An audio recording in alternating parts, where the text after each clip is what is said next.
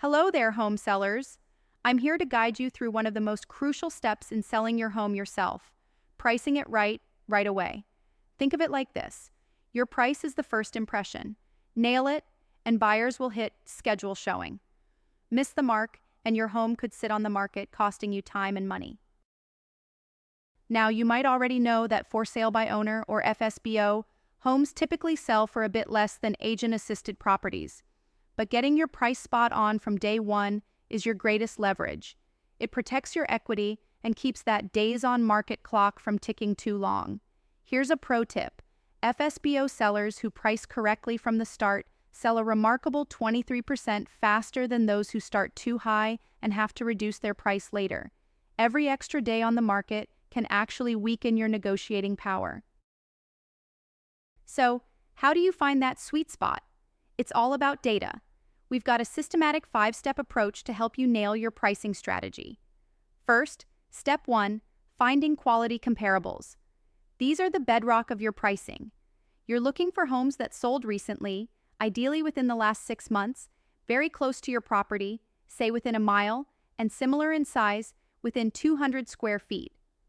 Pay close attention to details like similar architectural style and age, comparable lot size and location, their condition and upgrade level, how long they were on the market, and their final sale price compared to their listing price. This helps you understand what similar homes in your area are truly selling for. Now, a great tool for this is Zillow's Sold Filter. Here's how to use it. Go to Zillow.com and enter your home's address. Once your home is on the map, look for the Filters option.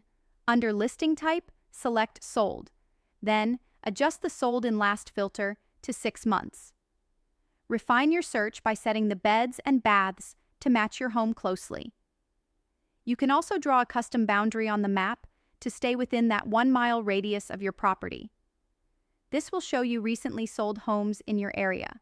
Click on each one to review details like square footage, features, and the actual sold price, helping you get a solid base for your pricing.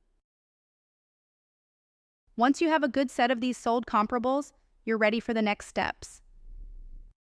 Next, step 2, market velocity. This tells you how quickly homes are moving in your area.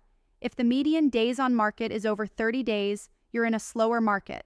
In that case, consider pricing your home 1 to 2% below the median of your comparables to attract buyers more quickly. For step 3, it's an AVM reality check. Automated valuation models, or AVMs like Zestimate, can be helpful for a sanity check. But remember, they're just estimates. Compare what different sources say, and don't get sidetracked by any wildly extreme numbers. Now, pricing isn't a set-it-and-forget-it game. It's dynamic. Follow this timeline to stay competitive. Day 0. List your home at that data-driven price we just discussed. Day 10. If you've had fewer than 10 showings or 0 offers, it's time for a small adjustment. Consider dropping your price by 1%. Day 30. Rerun your comparables. If new inventory has come on the market below your price, you might need a bigger adjustment, like 2 to 3%. Beyond the calendar, watch for these key indicators that a price adjustment might be needed. Fewer than 2 showings per week after those first 10 days. No offers after 3 weeks on the market.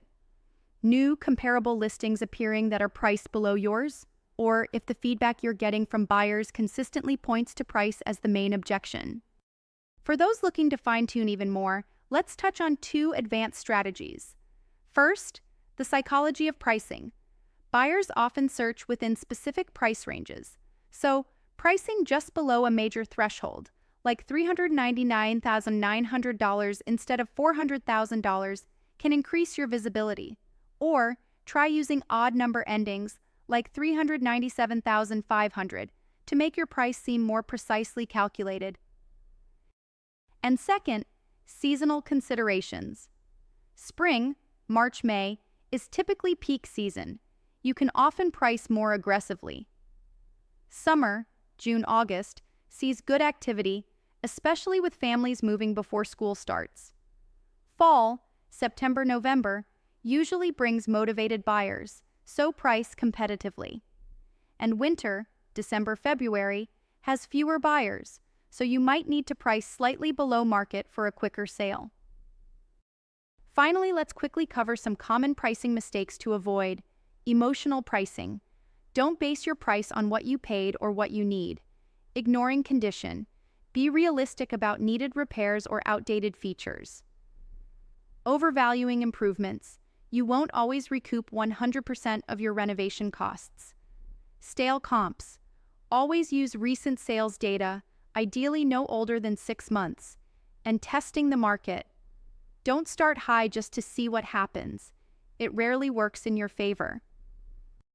The key takeaway here is this: successful FSBO pricing requires discipline, data, and flexibility.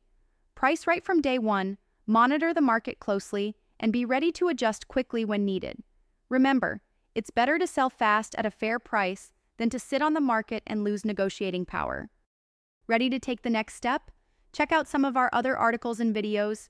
Thanks for watching, and happy selling!